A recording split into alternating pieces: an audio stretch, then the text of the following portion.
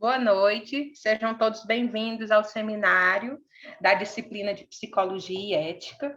O seminário tem por temática a discriminação racial. Pode passar, Vitória, o slide.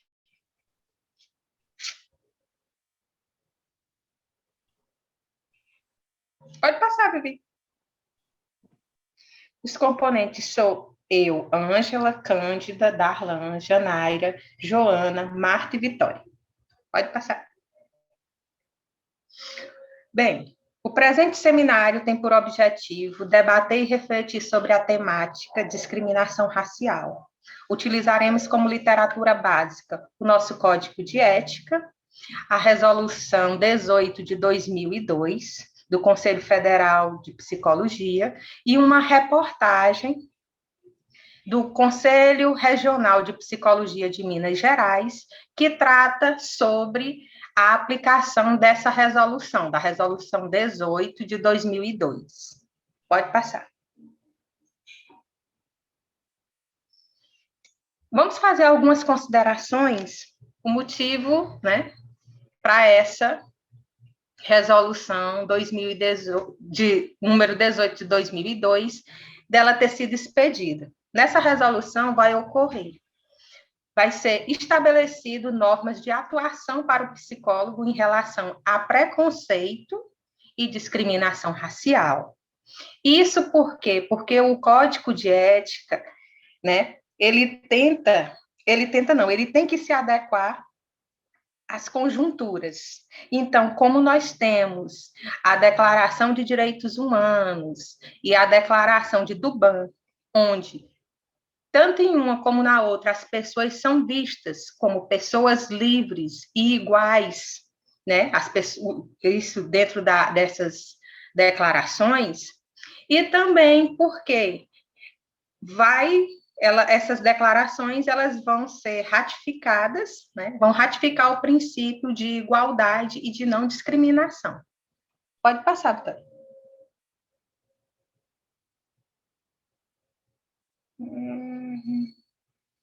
Também, gente, porque o racismo é um crime aqui no Brasil, inafiançável e imprescritível.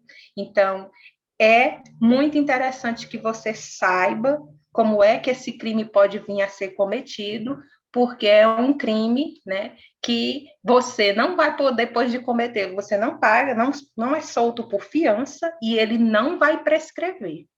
Ou seja, o crime vai ser crimes até passando 20, 30, 40 anos. Se você for acusado desse crime, você vai responder. E também essa resolução, ela vai fortalecer os princípios fundamentais do Código de Ética, né? Principalmente. Pode passar, Vitor. Como a resolução 18 de 2002, ela trata sobre discriminação racial, o grupo achou melhor fazer uma retrospectiva, né, sobre o que vem a ser racismo, preconceito e discriminação. Essa diferença, ela vai ser muito interessante para que a gente possa refletir realmente sobre o que é discriminação racial e observar que existe uma interligação entre racismo, preconceito e discriminação social. Há diferenças, mas um acaba enriquecendo o outro, né, na hora de cometer esse crime ou essa contravenção. Pode passar.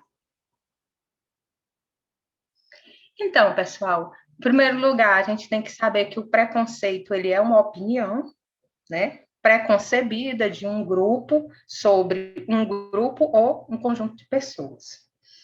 Ele vai ter o termo preconceito, ele vai ser bem interessante, e eu não vou me ater a ler o slide, porque está aqui, mas nós que já trabalhamos sobre o que é o conhecimento científico, a gente pode fazer um link com o conhecimento científico e dizer o seguinte, que o preconceito, ele vai ser o quê? Todas as informações que a gente tem antes de conhecer cientificamente determinado termo. Por quê? Porque dentro do conhecimento científico, a gente vai observar conceitos que são o quê? conhecimentos sistematizados, racionalizados, que vai, de uma certa forma, trazer uma precisão naquilo que está sendo estudado, certo? Então, esse termo preconceito se refere a uma opinião de um grupo, né? Geralmente, ele vai favorecer tanto a discriminação como o próprio racismo. Por quê? Porque o preconceito, ele vai trazer impressões, e não vai ter nada experienciado, nada sistematizado. É um conhecimento que ele está no nosso cotidiano e que ele é superficial, né? Diferente do conhecimento científico, que tem todas as características que eu falei anteriormente. Ele é usado geralmente como um termo negativo, né? E, de uma certa forma, ele favorece ao entendimento de que determinado grupo, determinada pessoa, ela é inferior. E ao fazer essa afirmação de que haja essa inferioridade, vai favorecer tanto a discriminação, como também ao próprio racismo, certo? Pode passar, Vitória.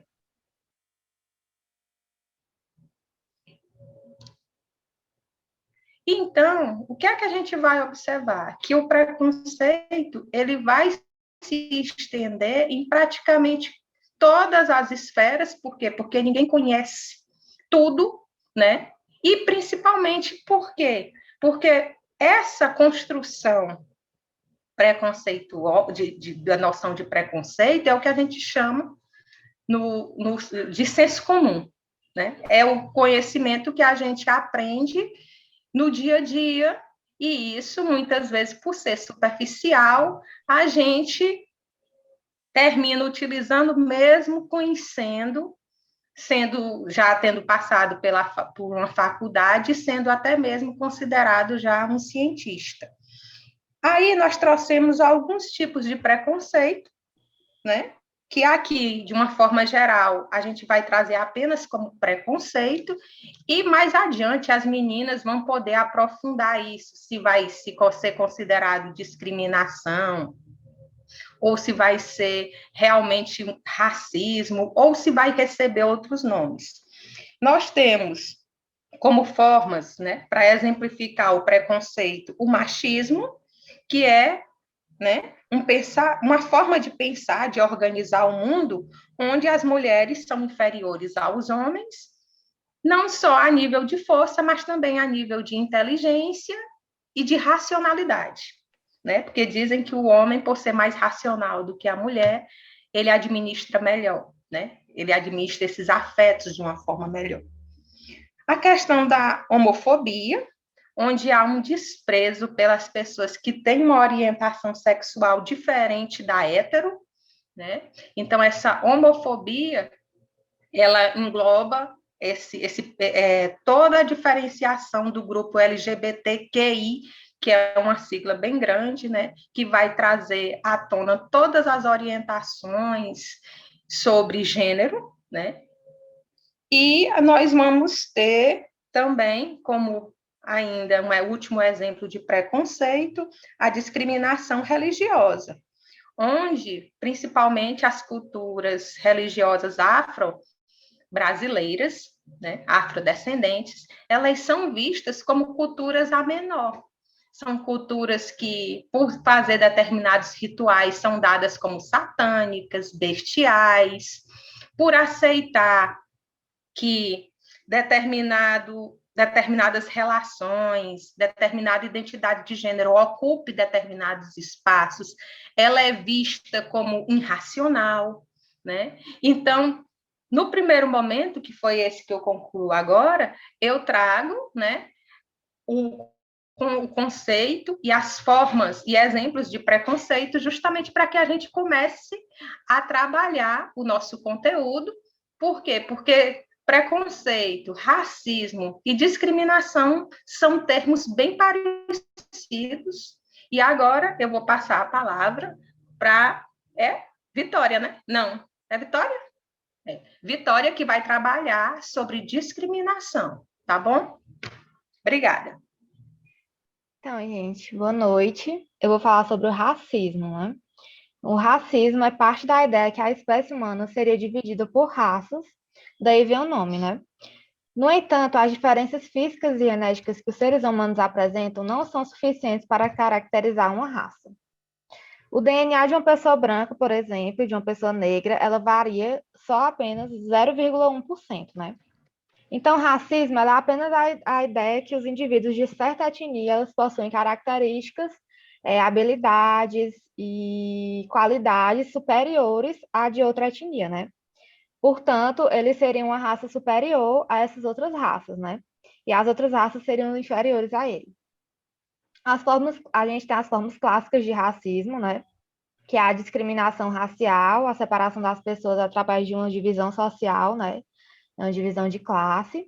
A gente tem o racismo que ele é institucional, que é dentro das instituições, né?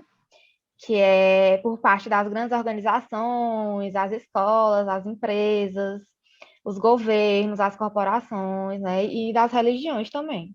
A gente também tem o racismo nos direitos civis, que é aquele racismo da disparidade histórica, né? Devido a escravidão.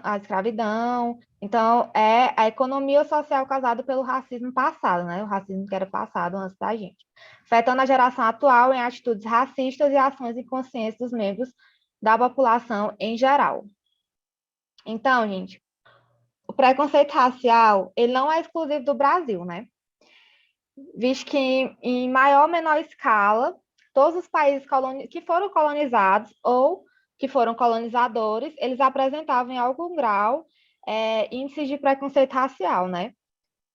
E contra negros, principalmente.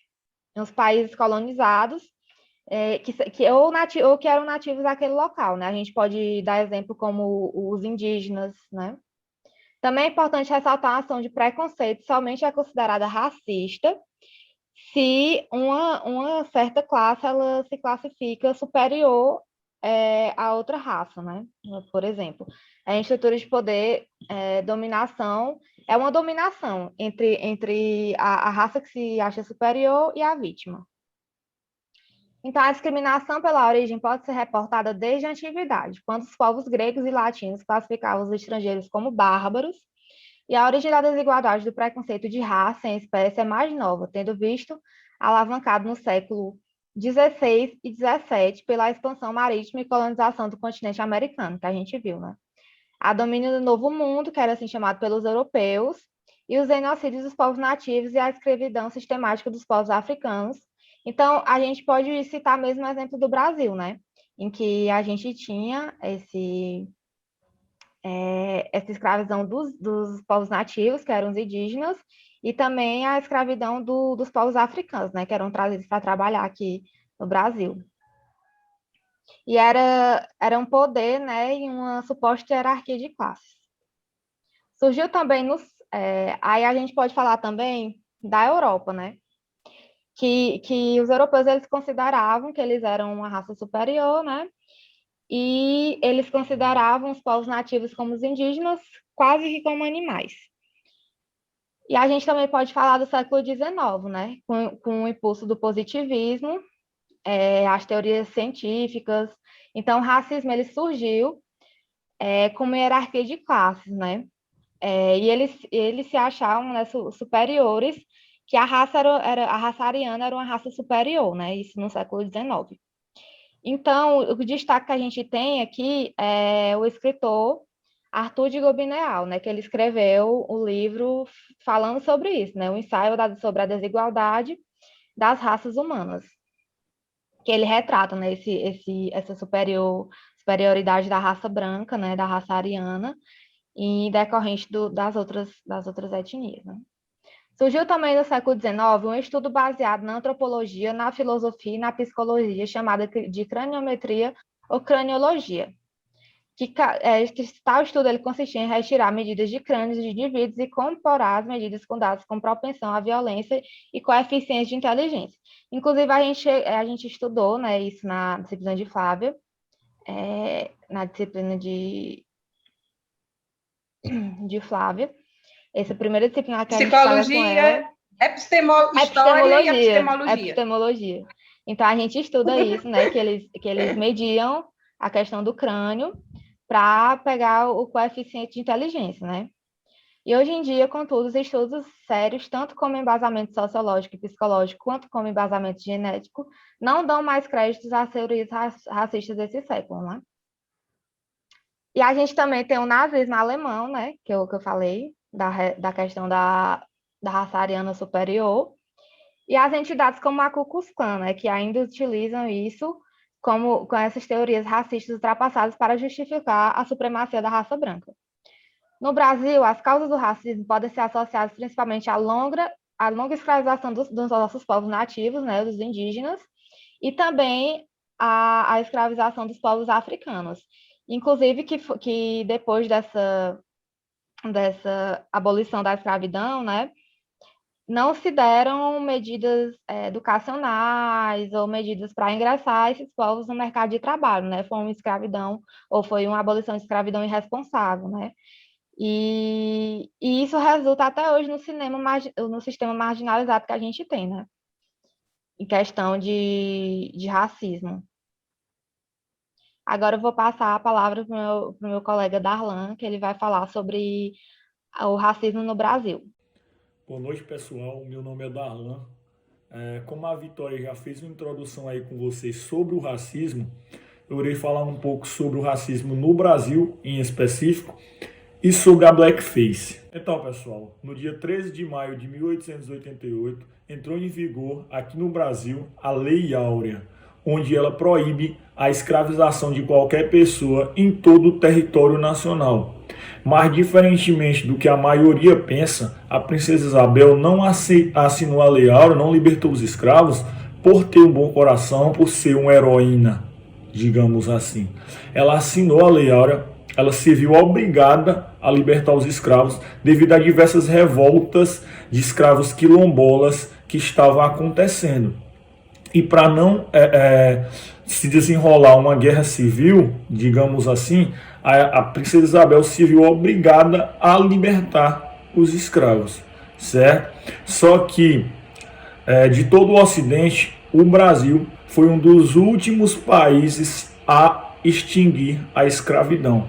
E como a maioria dos outros países, ele não se muniu de políticas públicas que pudessem dar amparo à população de escravos recém-libertos e seus descendentes, o que não garantia a eles nenhum tipo de direitos humanos, como moradia, saúde, estudos e posições no mercado de trabalho, certo? E aí essa população de escravos recém-libertos, eles começaram a habitar locais onde ninguém queria morar, como por exemplo morros, a costa da zona sudeste, da região sudeste, e aí começaram a formar o que a gente conhece hoje como favelas. E assim eles não tinham emprego, não tinham moradia digna, não tinham praticamente condições básicas para a sobrevivência.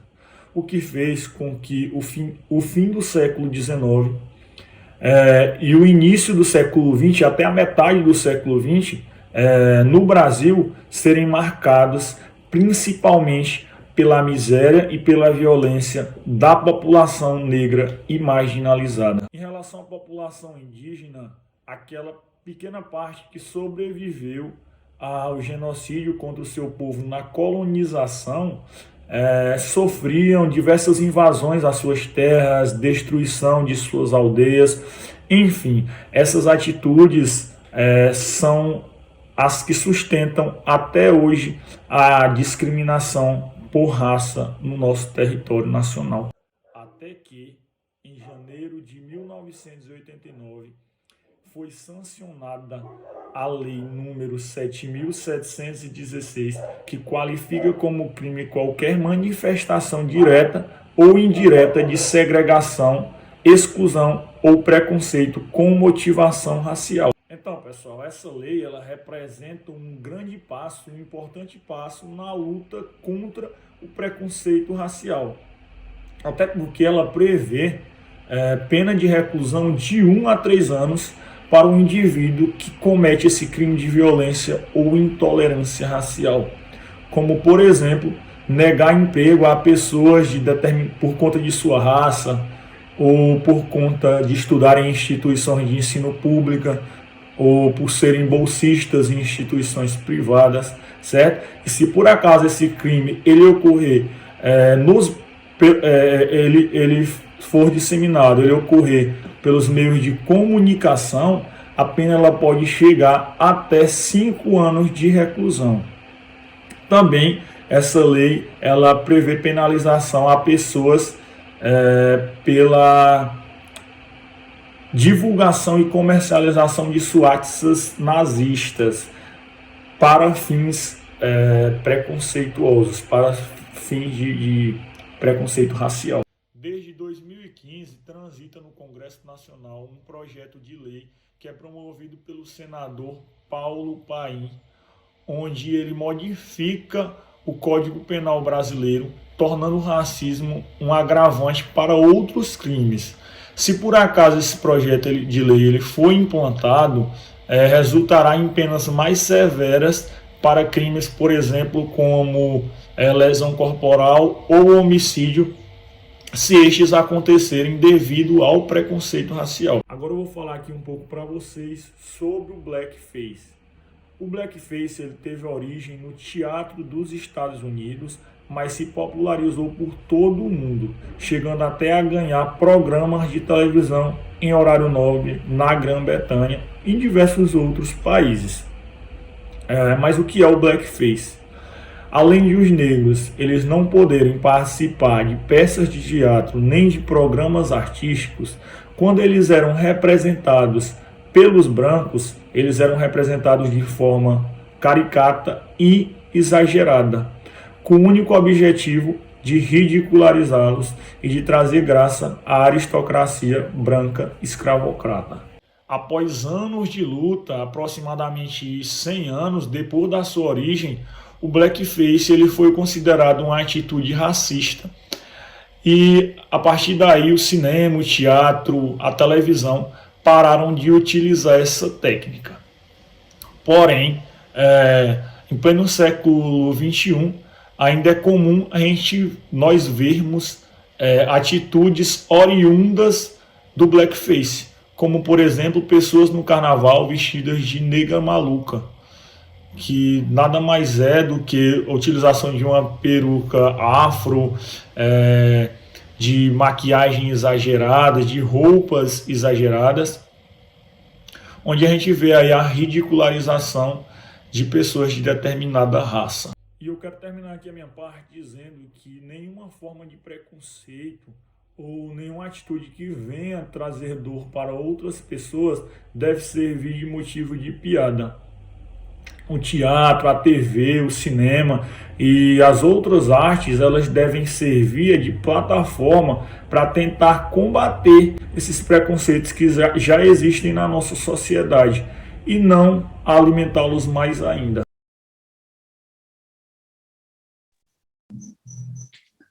Olá, pessoal. Meu nome é Marta, fiquei com a parte de discriminação, juntamente com Janaira, né? Vou falar um pouco sobre o conceito e ela vai se aprofundar nos tipos de discriminação. Bom, o termo discriminação é utilizado quando atitudes de distinção, exclusão, separação e etc. são cometidas contra um grupo ou indivíduo.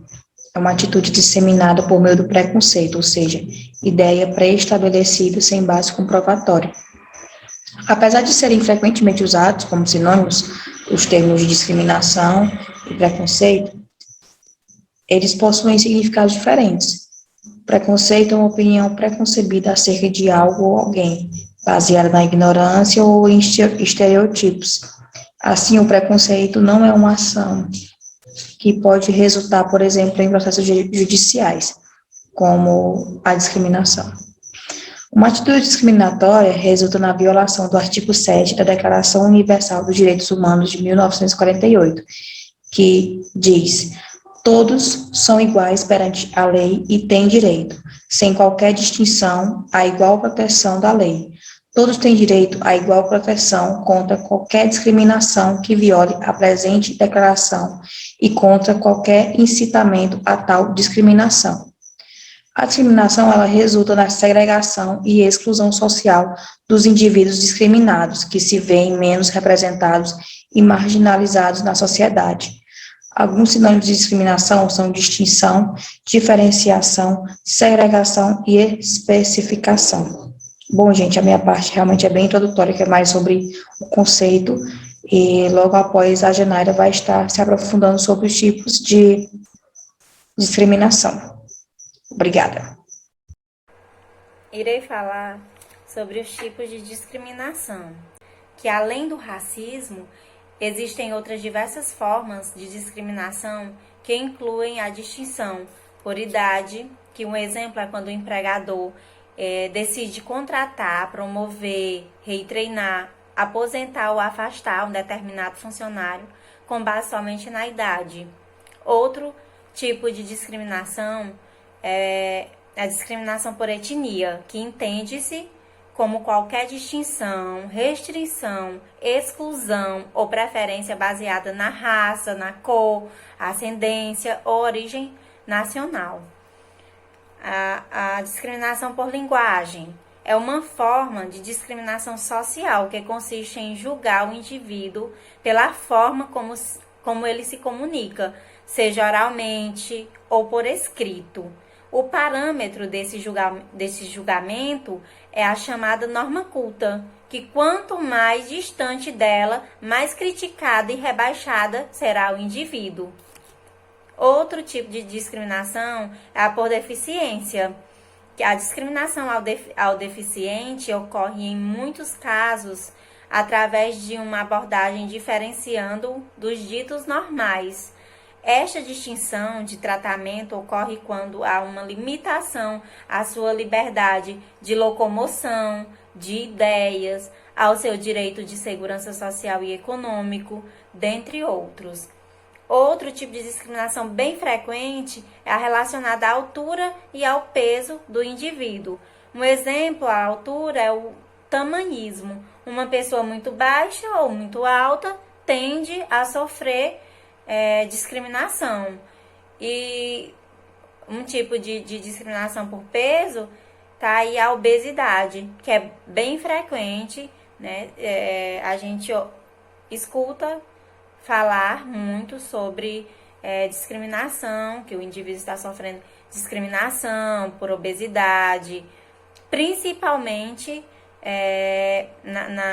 nas escolas. É bem comum ouvir esse tipo de discriminação. Ah, fulano tá gordinho, ciclano tá acima do peso, né? Bem frequente. Outro tipo também é a discriminação por região ou nacionalidade. Um exemplo é a xenofobia, que está relacionada à aversão, ou seja, é uma forma de discriminação, né, preconceito, contra pessoas de outras origens nacionais, estrangeiras, região ou cultura diferentes. É bem comum uma pessoa que sai daqui do Nordeste, exemplo, sai daqui do Nordeste, vai para São Paulo, vai morar em São Paulo, estudar, muda de estado. É bem frequente sofrer esse tipo de discriminação. Ah, teu sotaque é assim, é errado, você fala errado por conta do sotaque. Então, a discriminação por identidade de gênero, que inclui também a orientação sexual, é um dos tipos de discriminação mais frequentes, onde inclui a população de lésbicas, gays, bissexuais, travestis e transexuais. Esses são vítimas, ou seja, o público-alvo das mais variadas formas de violência em razão de discriminação. Pesquisas apontam que entre as discriminações mais frequentes no dia a dia do brasileiro, em primeiro lugar está o machismo. Em segundo, vem a discriminação racial contra a LGBTs. E em seguida, vem a gordofobia, ou seja, a obesidade. Esses três tipos de discriminação são as mais frequentes aqui no Brasil. Boa noite, meu nome é Cândida, como vocês já conhecem, vou falar um pouco sobre a resolução do CFP, do Conselho Federal de Psicologia, número 18 de 2002. O que é essa resolução? Essa resolução, na verdade, são as normas de atuação do psicólogo em relação ao preconceito e à discriminação racial. O Conselho Federal de Psicologia, no uso de suas atribuições legais e regimentais, que são conferidas pela Lei 5.766, de 20 de dezembro de 1971, pelo Decreto 79.822. Essa resolução é embasada nos direitos humanos, como já foi falado por Ângela, e na Declaração de Durban.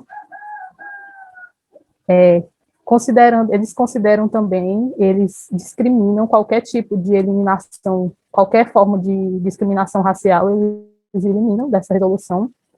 Pode passar, Vitória.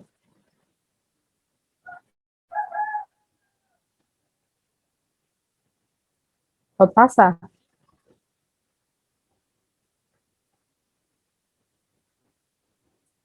Eles consideram que o racismo é um crime inafiançável e imprescindível, conforme o artigo 5, 42 da Constituição Federal de 1988.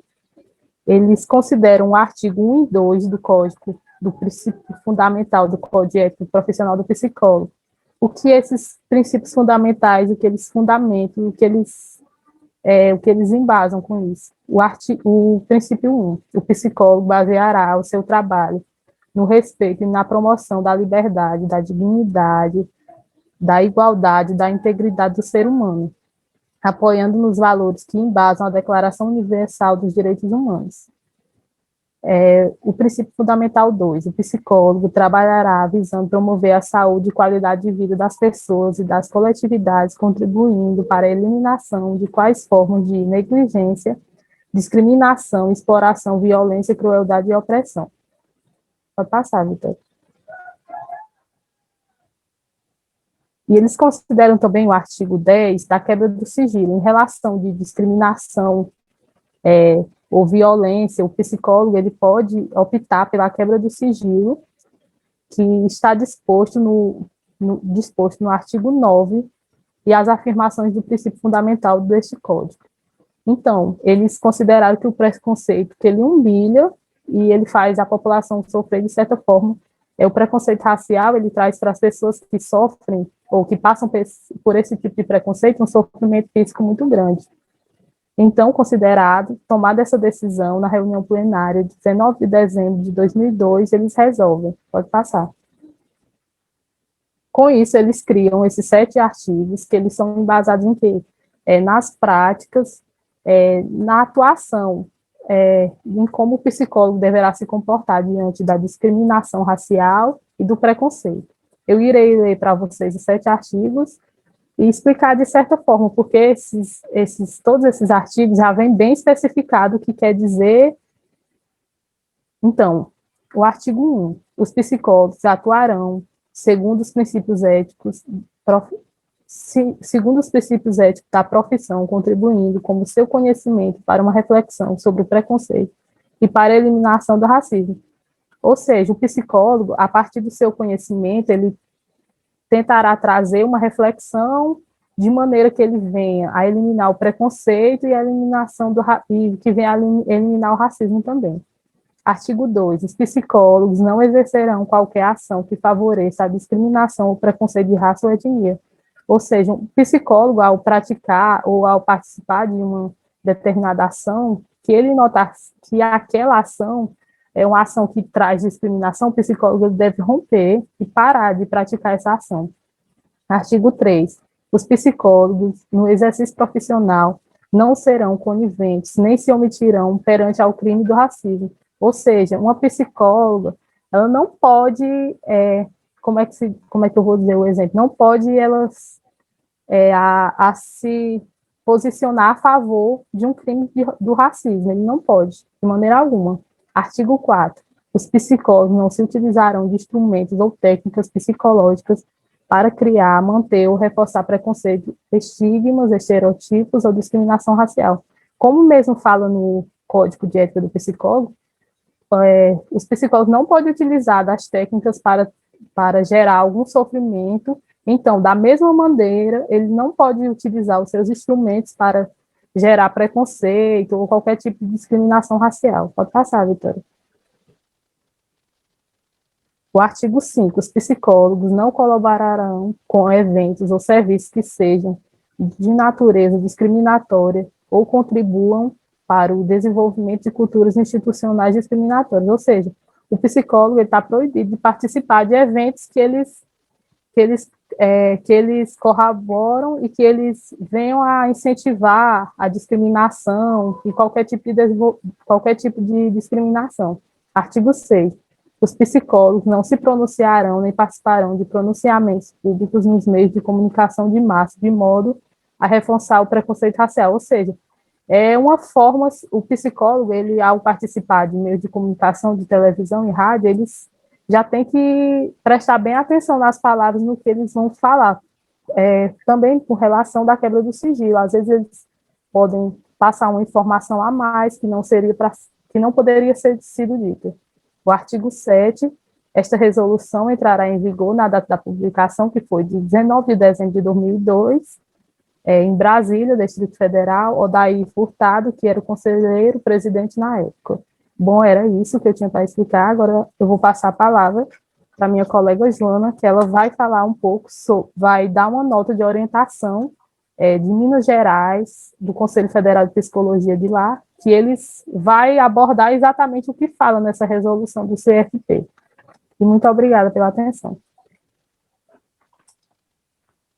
Boa noite a todos, eu me chamo Joana e vou falar sobre a nota de orientação e posicionamento sobre o racismo e demais atos criminais na prática da psicologia. Nota de orientação e posicionamento sobre racismo, demais atos discriminatórios e a prática da psicologia, postado em 19/11/2019 por o CRP de Minas Gerais. O Conselho Regional de Psicologia de Minas Gerais vem a público e reafirmar o dever da categoria profissional em garantir os direitos fundamentais e a equidade entre as pessoas. Dessa forma, salienta que não é conveniente, em situação de racismo, gordofobia ou quaisquer outra forma de violência e opressões, com especial atenção nessa nota, os processos seletivos, como vinculado recentemente em ampla divulgação nas mídias. Pode passar, Vitória.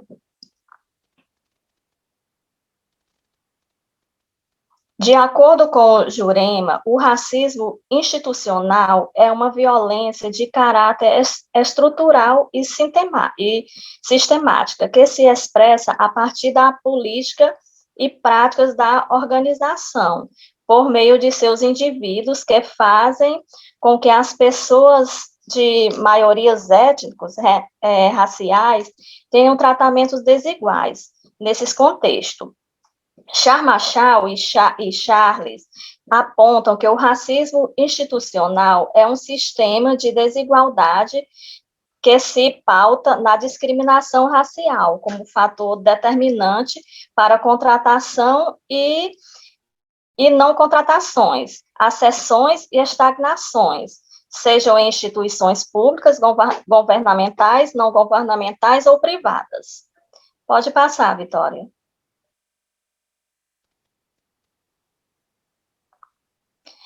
Cabe também ressaltar que o Código de Ética do Psicólogo apresenta elementos importantes de reflexões para a categoria nessa temática.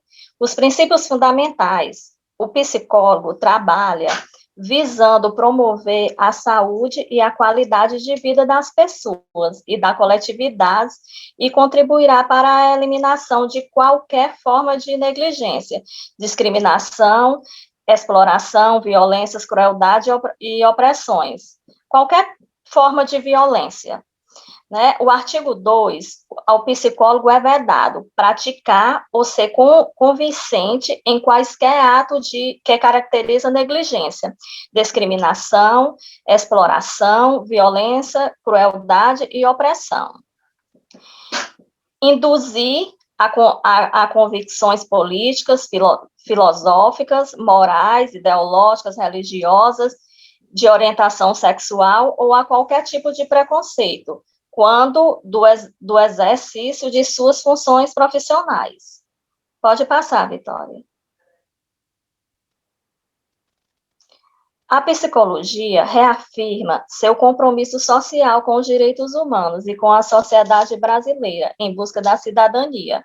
A atuação da categoria deve ser norteada pela resolução do CFP 018 de 2002, atualizada pela resolução de 23 de 2007, que define que profissionais da psicologia devem atuar segundo os princípios éticos da profissão, contribuindo com seu conhecimento para refletir sobre o preconceito e para eliminar o racismo.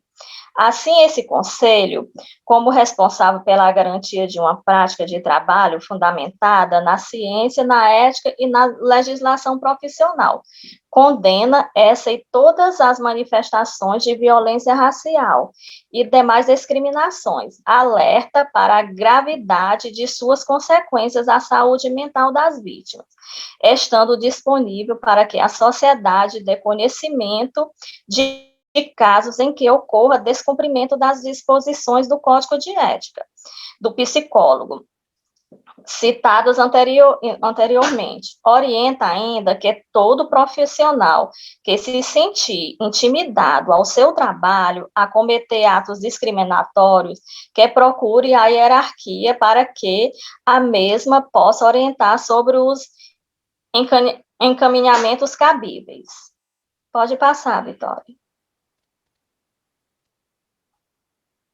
O Conselho Regional de Psicologia de Minas Gerais não colabora com nenhuma prática ou estrutura, seja elas políticas ou econômicas, que perpetuam em sistema racista, compreendendo que esse processo é fator que causa imensa dor e sofrimento à população negra.